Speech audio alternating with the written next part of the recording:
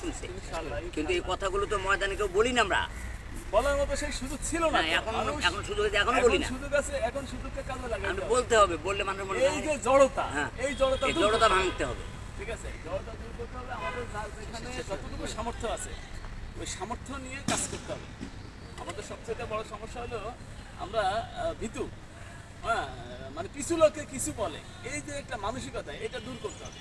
আপনি আওয়ামী লীগ, বিএনপি, তারা তাদের কর্মীর অভাব হয় না, বা তারা একটা কথা বলতে, দোকানে পাটে কথা বলতে তারা ভয় পায় না, কিন্তু আমাদের লোকগুলো কেন জানি আমাদের কাছে আছে শ্রেষ্ঠ আদর্শ, অথচ আমরা সেই শ্রেষ্ঠ আদর্শ থাকার পরেও আমরা কথা বলতে ভয় পাই। ভয় পায় মানে আমাদের ভয় পায় রাখা হয়েছিল। রাসূল সাল্লাল্লাহু আলাইহি সাল্লামের সে দুনিয়াতে আর কোনো শ্রেষ্ঠ আদর্শ কারো কাছে আছে? জীবনে চলার পথে কোরআন এবং হাদিসের বাহিরে বড় কোনো পাথেও আছে?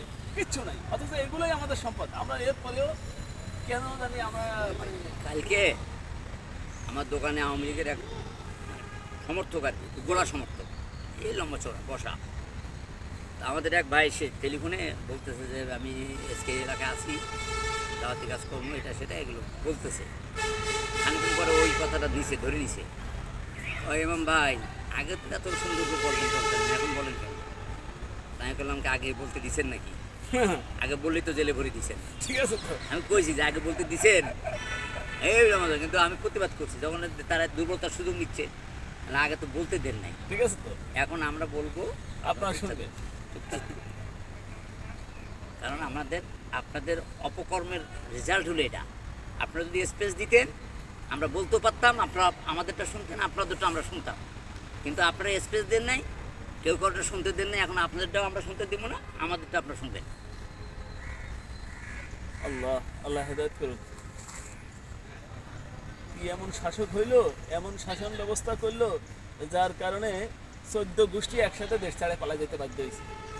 নিশ্চিন্ন শুনে নিশ্চিন্ন হয়ে গেল। আজকে যদি আমি একটা সহজ কথা বলি, আজকে যদি আওয়ামী লীগ এটা নির্বাচন দিয়ে যদি বিরোধী দলে যাইতো, জি, আমরা কাজ করতে পারতাম না, ঠিক আছে তো, আমাদেরকে কাজ করার সুযোগ দিত না। এটা আল্লাহর ওরা সিদ্ধান্ত। মিলে, ওরা ওইটা মিলতো, এখনো তো মিলে রে না ভাই, এখনো মেলে, কিন্তু ওই মেলা আর এই মেলার মধ্যে পার্থক্য আছে। এখনো চেষ্টা করতেছে না, না, এই এখন যে মিলে, দুই দিন পর কিন্তু পর এখন ওই এই যে নাম, কিছু সান্ডা ওই নাম সমস্ত নিয়ে, বক্তব্য বিবৃতি ওই দেয়। নাম নিয়ে মিলতে পারে না, জি জি, কিন্তু গোপনে মেলে, আর তো তখন প্রকাশ্যে করতে হবে। তাদের কৌশল তো একই, তাদের কথাবার্তা, চাল সব এক। চরিত্র সব সেম, মুদ্রার বিচার। আপনি চট্টগ্রাম ইউনিভার্সিটিতে শিবিরকে যখন হারাইলো, তখন কি সব এক হলো না? জি, একই প্যানেল দিল না? তো এখন তো ধরেন গোপনে দেয়, তখন দিত প্রকাশ্যে। আল্লাহ তাআলার ফয়সালা উত্তম ফয়সালা। কালকে সমাবেশ দেখছেন না, চরমনায়ের যে সমাবেশটা হয়েছে, আলহামদুলিল্লাহ মানুষ, হ্যাঁ, যখন আমার ইসলামপন্থীরা যখন এক হয়ে যাবে, তখন যৌথ আপনার ঘোষণা কাফের আসলো না, মুশরিকরা যৌথ ঘোষণা আসলো না যে সময় আটটো নেবে। আরেকটু সময় নিবে, কারণ নির্বাচনের তো এখনো ডিক্লারেশন আসেনি, যার কারণে একটু সময় নিবে, ঠিক আছে। তবে এক যে মহব্বত তৈরি হয়েছে, হ্যাঁ। এইটাই ওদের ভিতরে দেখবেন যে কত জ্বালা জ্বালা, পালা জ্বালা, তৈরি হয়ে যেতেছে। বাতাস লাগে, বাতাস